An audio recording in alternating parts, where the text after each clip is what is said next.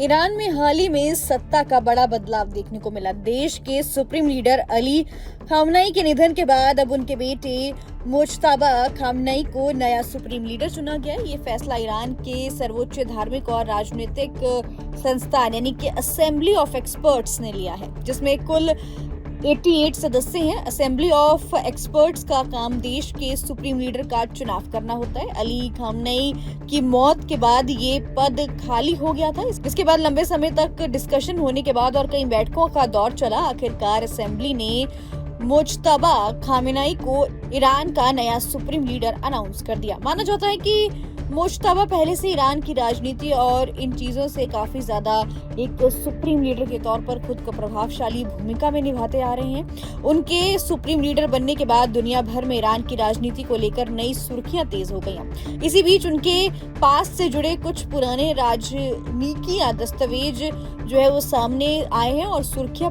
बढ़ा रहे हैं। रिपोर्ट्स की माने तो ये दस्तावेज 2000 के दशक के अंत में विकीलीक्स द्वारा पब्लिक किए गए थे। इन अमेरिकी दस्तावेजों में दावा किया गया था कि मुज्तबा खामनेई को अपने शुरुआती वैवाहिक जीवन में कुछ पर्सनल प्रॉब्लम का सामना करना पड़ा था। रिपोर्ट्स की माने तो उन्हें बच्चे पैदा करने में परेशानी हो रही थी। इसके इलाज के लिए उन्होंने ब्रिटेन का रुख किया था। बताया जाता है कि वेलिंगटन हॉस्पिटल और क्रोमवेल हॉस्पिटल में कई बार इलाज कराया गया। कुछ रिपोर्ट्स तो ये भी दावा करती हैं कि उन्हें कम से कम 4 बार हॉस्पिटल में भर्ती होना पड़ा था।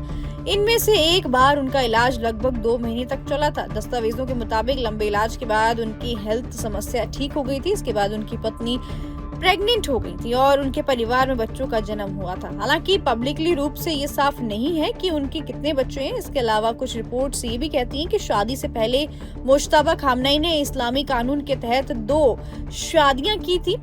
एक सिया इस्लामी परंपरा से कुछ परिस्थितियों में इस तरीके से विवाह की अनुमति होती है। बाद में उन्होंने ईरान के संसद के पूर्व स्पीकर गोलाम अली हद्दाद अदील की बेटी से शादी की थी। मुज्तबा खामनेई के सुप्रीम लीडर बनने के बाद अब पूरी दुनिया की नजरें ईरान की राजनीति पर टिक गई है। फिलहाल वीडियो में इतना ही। ऐसे एंटरटेनमेंट से जुड़ी खबरों के लिए देखते रहिए फिल्मी बीट।